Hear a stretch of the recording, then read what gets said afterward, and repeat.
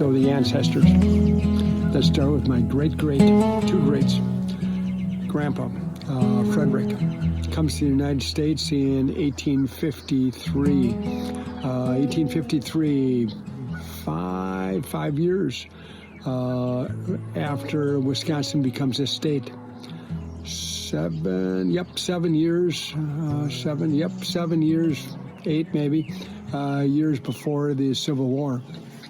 So we're talking about early on stuff here, okay? Comes from the area around Berlin. Needs to sign a paper from the German government, I'll call it that, that says that he's renouncing his citizenship so that he can get on a boat and go to the United States. He does that. No going back. Get on the boat. That's it. They're saying you're no longer a citizen. So he arrives in New York along with his wife and 3 kids. The oldest one of the kids is my also relative, okay, and he's 7 years old. His name is Albert. A little bit more about him in a bit. So Frederick and company arrive in town of Newton. First, he's a farming background, so the first thing he's going to do is he's going to buy some land. He buys 80 acres, almost 100 acres if I remember. They call it 100 acres. And he spends $2.80 an acre. Not a bad price. The closer that you were to Manitowoc, the higher the price, okay? And further away, a little bit lower. So anyhow, he was kind of in the medium area there. The kicker of the thing is $2.80 an acre. That was the land, and it included all of the trees. It included all of the brambles and thickets and whatever the case might be. This was not developed land by any stretch of the imagination. So here you are. You're going to be a farmer, okay? So you've got a bunch of things you've got to do real quickly. One, you've got to build a place so that you can stay, okay? You need a house, okay? And 2, you need to clear the land. Big job, big job. And 3, you got to start a farming operation so you've got some income for the future. So when they arrive, they live in a schoolhouse for a period of time, which is located a couple of miles south of where they ended up, okay? So called 1-2 miles, something like that, from the intersection of Clover Road and Goss Lake Road. They build a log house. Log house is built on the basically what is now the St. Paul's Cemetery. Okay, that's located on Goss Lake Road, and you'll see it. And the reason why is because the Weyer stone is right in the front, and it's a big one, and it's gorgeous. As I said, they need to clear the land, so it's going to be all hands on deck. You can imagine that it was. Albert, in a subsequent article that he did for the Herald Times Reporter, said that when he was just a young man, he ended up spending a lot of time snaking out logs out of the woods, clearing land with oxen. So kind of an interesting deal there. So they're getting the land ready to go, getting into that farming operation. They want to expand.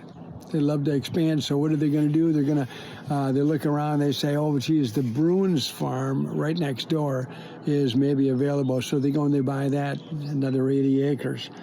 So cool deal. Now all of a sudden they're up to getting close to 200 acres of land. So a good-sized operation. Oh, let me see. 35 years later, they're living in this log house. 35 years later, they're living in this log house. 35 years later, they end up moving into the big brick house that you see on Goss Lake Road. That house has got 16 rooms, and actually it's a house built around a house, 4-inch air gap in between. Okay, so you build a house, and then you build another house over the top, so to speak. Okay, and kind of state-of-the-art kind of thing. Well, where did they get the money to do this? That's the question. I mean, you don't get that just by being, a farmer. Okay, so what they did, family history says, what they did is as they were moving out logs, they were taking some of those huge logs, and one of the relatives says that it was elm, actually, of all things, okay? Cutting those down, getting them to the railroad there in Manitowoc, and shipping them to Colorado, of all places, okay? And then in return, they would get marble, and then they would sell the marble, and they would make a bunch of money doing that. So, really kind of an enterprising thing there, I mean, you don't, this is unique stuff. So supposedly it's elm trees is what I was told. Okay, now you think about the old elm trees around here, they were huge, they were stately, they were magnificent, and they had a unique kind of fiber to them, that type of thing. So it could be that the railroads, as they were building some of their big places in Colorado, okay, they had lots of wood, obviously, there, but they didn't have elm. So, maybe that's what went on there. So anyhow, made a bunch of money doing that, selling elm, getting marble, selling the marble, and making some cash. So let's see, what else am I going to tell you here? Maybe that's about it. Frederick and his wife died at a ripe old age, pretty good age, and they died of quote-unquote natural causes.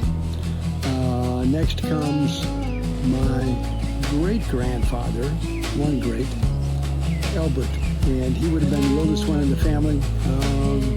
I think he had 5 or 6 siblings, something like that. He was the oldest one, and he complained a little bit because he had to do as much, being the oldest, he had to do a little bit more work than everybody else.